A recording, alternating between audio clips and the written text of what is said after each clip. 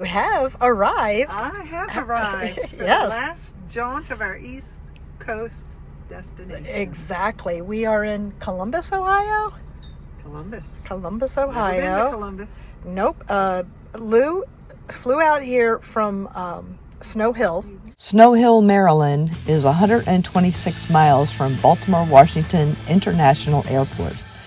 Lou drove her car there, and the plan was for me to pick her up in Cincinnati, Ohio for a road trip.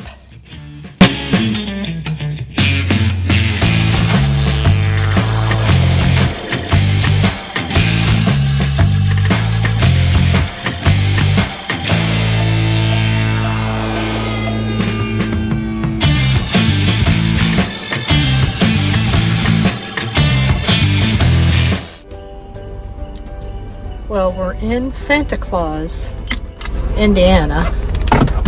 Just got here. Kringle Place. Everything here is about Santa. Let's find a public park. Right? Sound good to you? Let's do it.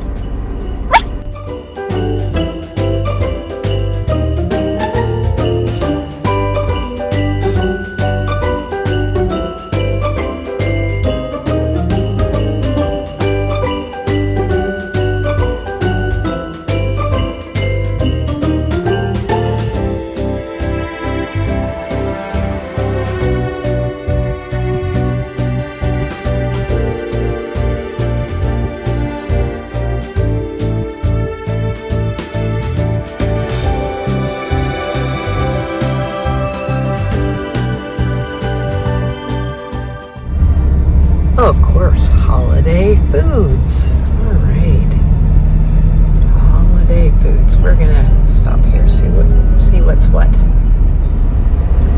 I just got to this campground, and already I can tell the bugs. During this turtle encounter, there was not one utterance of a growl or a bark, only curiosity with Imogene. And with that acknowledgement out of the way, there's been a change in plans. 24 hours before I was to pick Lou up, her flight got canceled, and she was able to find another flight into Columbus, Ohio. And so now you are totally up to speed to what's going on.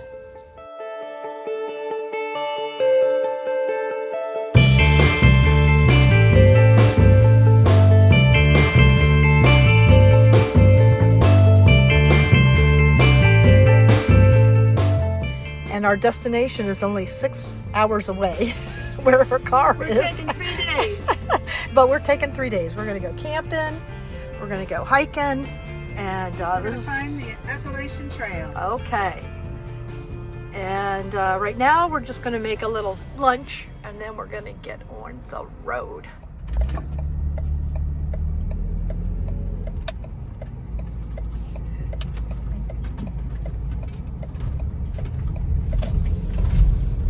Hello Google, where are your wealthy acres we're riding into? Okay, we could use some little wealthy acres. We are going to climb a mountain soon, I have a feeling. We're finally at the Blue Ridge Mountain Parkway in Virginia. This is Lou's wish is that we go on the Appalachian Trail. And we are going to do that tomorrow, but we are at a visitor center here. And they have a working family pioneer farm. So we're going to go check that out.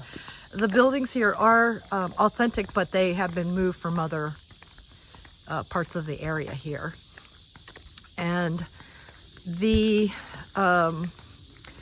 people got land grants from the Commonwealth of Virginia to inspire pioneers to settle this Blue Ridge Mountains. So this became known, it doesn't matter because we don't care about history, right? Because history is written by the victors. But it's interesting to see how they live.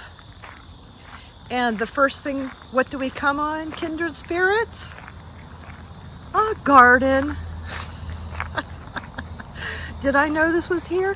No. Oh, it's gorgeous. Isn't this great? Oh, it's gorgeous. Isn't this? And we're allowed to go in. They just want you to close the gate. There's tomatoes, squash. This is okra. The only way I like okra is pickled. Here we have the Three Sisters, which when I was at the garden out in Montana, squash, beans, and corn. Hi. Squash, beans, and corn right there. The Three Corn Sisters. supports the beans. Yeah, The squash actually maybe it grows up. probably, well, it creates shade, I'm sure, to the roots. So it's kind of like a mulch. And then this is sorghum. Yeah, Oh, which looks like corn. which kind of looks like corn, but it is not. Root vegetables, potatoes. They were easy to store. They could last several months without spoiling. And then tobacco. Because, of course, you know, if you can't have a good smoke at the end of the day. My land. Wow. Does it have a scent? Nope. Beans, they really, because they needed little tillable land to grow, and then, you know, so many ways to preserve it here. Beautiful. Yeah. Where's the bean? There's a bean right there. There's a bean. So amazing. I mean, this, although I feel like we're doing a whole bunch of gardening videos, I can't help it, people. I'm coming across them. I'm coming across all these gardens. And then there's a very interesting thing here. They put the hen in there to be protected from foxes and varmints. And then the little babies, though, could go in and out at will, and they weren't as much of a target. So the hen was protected to get more eggs, and the babies could free range. And then this was the root cellar. If it was a good season, this would be filled from floor to ceiling with vegetables. They hung salted meats. It's a pickle jar. Various bins here.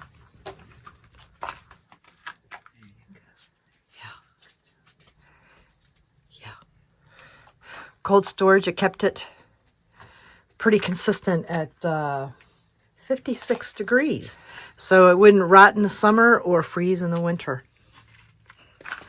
Amazing. I'm looking at how they pegged this to keep this upright into there. Yeah. This was probably the doorway, the latch, or whatever to the door. Yeah. And the the mud in it. Looks like rock, but it must be clay. Yeah, the clay. Yep. And then everything just that layer there is the attic floor. Yes, it is. That's what they did. They had to move the rock so they could build.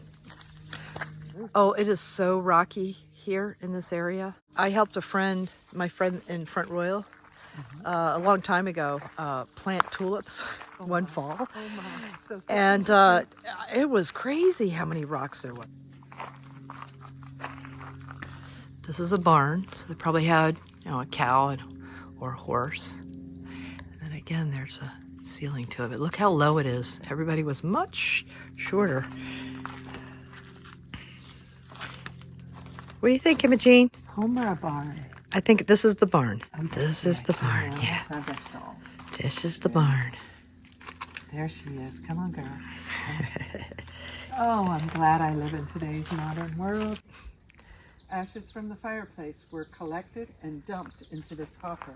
Water poured through the ashes produced lye, which was collected from the drain at the bottom.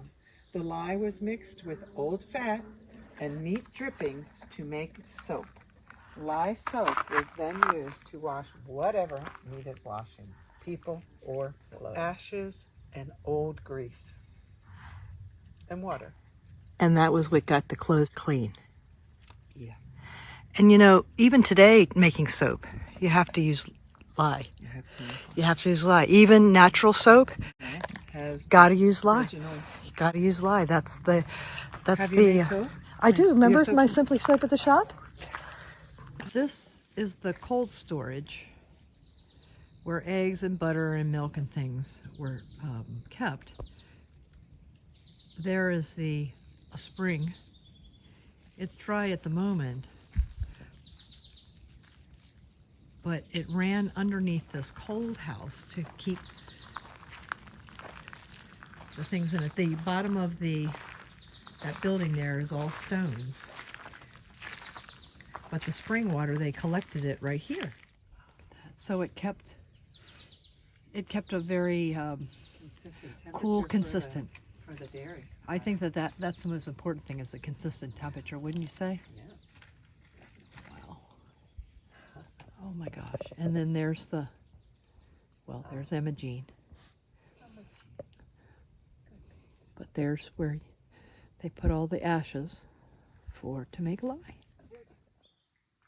This is called the Kissing Gate, which I don't know why, but I do think that it's part of, it's kind of confusing the cattle, or people could walk through, but animals couldn't figure it out. And so this path here goes up to the Appalachian Trail up there, which we are going to walk a portion tomorrow, right? Yes, ma'am. Yeah.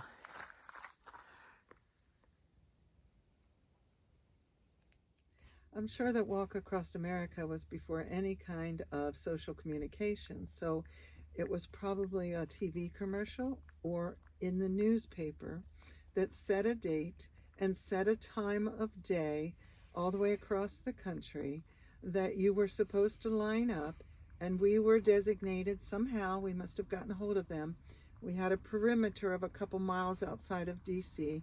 I think there were 12 of us. I know my mom took a whole carload and a couple others, and we had to stand within this perimeter. And then when the time came close, and they must have had organizers, I'm not sure because it was a long time ago, and we just stretched out. Some people in some towns were standing shoulder to shoulder. We were sort of in a space where we had to actually reach for one another, but we made sure that we connected as far as we could reach in any direction. And it was kind of cool. To tell you the truth, I cannot remember the meaning behind it. I'm sure there was no money involved, I don't believe, but there was a symbolism behind it that I don't know what that was, but we were happy to do it.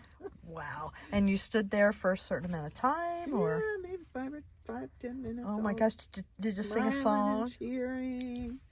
Oh. Enjoying that we were part of something much bigger. Yeah. And what year was this? I want to guess it was early 70s. Okay. Early 70s. Yeah. Hands across America. Yeah.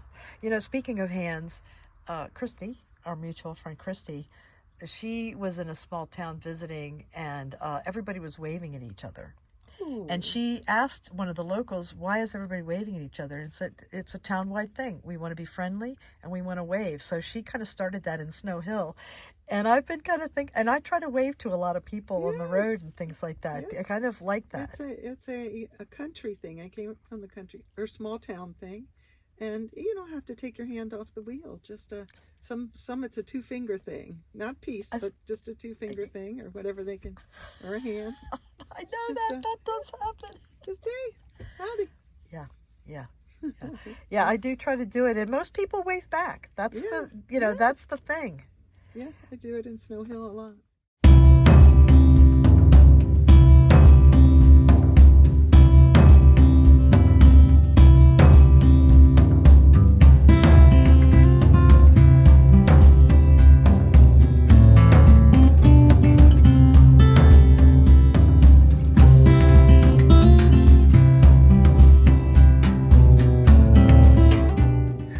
Trail off the Appalachian Trail, headed for a waterfall destination. Imogene gonna get a drink on the trail. Hey.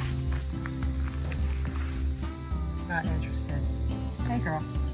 Imogene. What's wrong, girl? Come on. What do you think?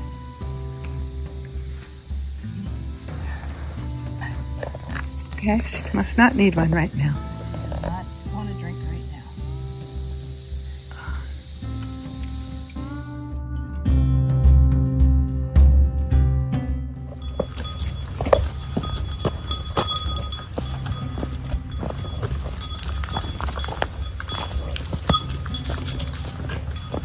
They put these kind of bells on horses in the backcountry too, so that they don't spook upon any kind of animal that will spook the horse. Sheep. Oh boy, this is proving to be not so much fun, huh, Imogene?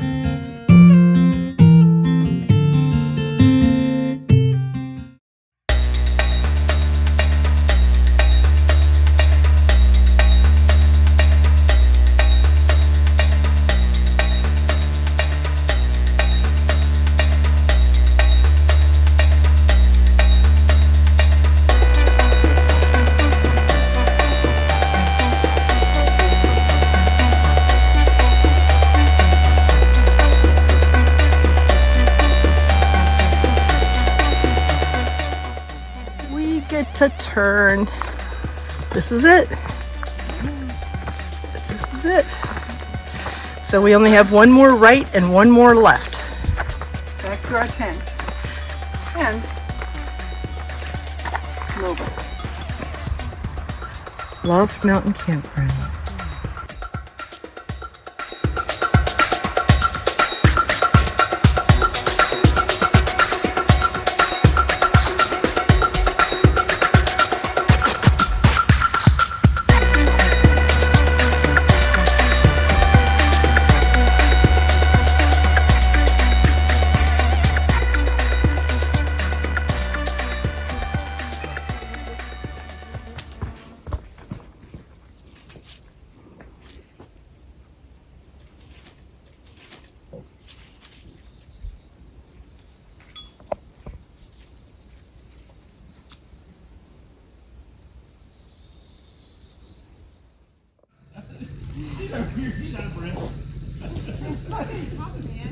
Oh, you're still at your beer game. Oh, my. Got that one up? No, not that one. Yeah, why did you? That ain't gonna happen.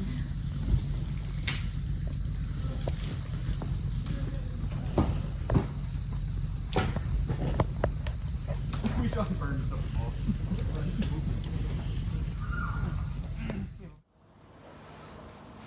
Going to start with the box of ornaments,